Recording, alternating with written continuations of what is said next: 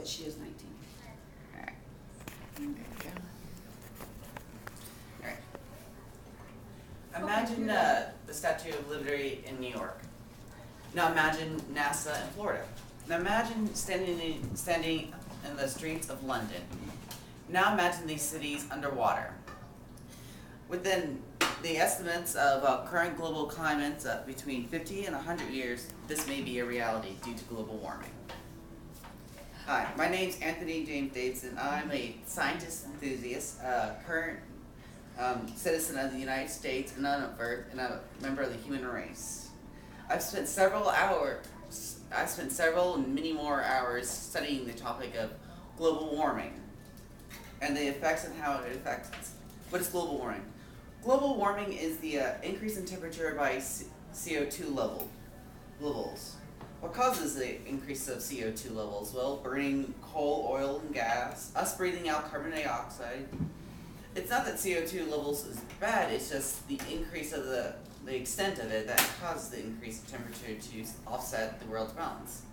Because if we have too much CO2 levels, we'll be like Venus, having a temperature of around 900 degrees. But with too little CO2 levels, it would be like Mars, where it can't even hold in any heat. Now, we've studied CO2 levels from the past to the present using ice cores. Ice cores is using the bubbles that are trapped in the ice cores, we can date back and get extremely accurate measurements of the atmospheres in the past now. There has been fluctuations in temperatures in the past now, but they've been over millions of years. This is happening within decades. So the urgency is terrible, and with the melting melting ice at the poles, animals are dying, and chunks are breaking off, which are now drifting into the oceans and melting and raising the levels. They say within the next 50 to 100 years that between 3 to 6 feet of the ocean levels will rise. And because the ice sheets are melting, there's less surface area for the light to bounce off of. So it causes the heat to be more absorbed and more melts, and it's a continuous process. Right now, the Earth's temperature has increased by 0.8 degrees Celsius. That may not be a lot, but that's enough to affect the world already. We're seeing floods in the middle of deserts and droughts in forests. And wild climate change. There was a theory that tornadoes and hurricanes would increase, but apparently that's not true. But what has changed is the intensity of these storms. There is even talk about it nowadays that they're creating a category 6 of hurricanes. They used to be the highest as 5. And in Chicago in 1995, there were 5 days of 100-degree weathers, and it killed 739 people. In 2003, in Europe, over 3,000 people died from a worldwide heat wave. And this isn't affecting just humans. A lot of animals are being affected. On land with the polar bears and at seas, the corals are dying because the algae can't survive in heat and warmer temperatures, so it's retreating to colder temperatures. So the corals are dying.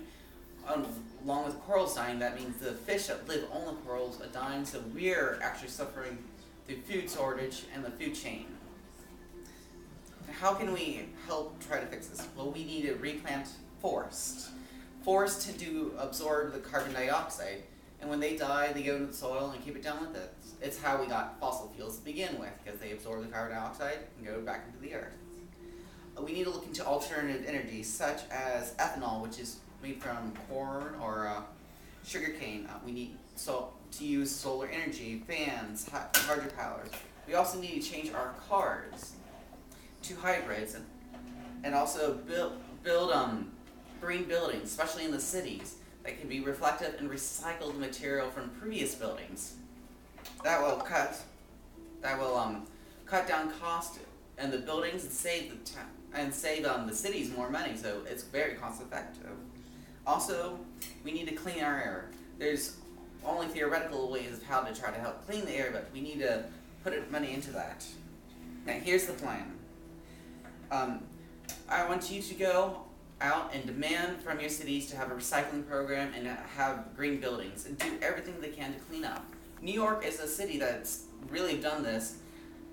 At home, you can do a lot of things. Switch your light bulbs to green efficiency. When not using an appliance, unplug it because 40% of the appliance electricity is wasted by it just being in standby mode.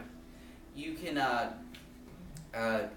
take a bus or carpool, and that's a great way to save CO2 levels because most of half emissions from the US is from cars. So if we can really cut down on our transportations and switch our cars to more efficiencies, that would really help. Also, switching our appliance to the top fuel efficiency and energy saving appliances, that will literally cut down. Also, give support to the IGLO, the International Act for Global Warming. This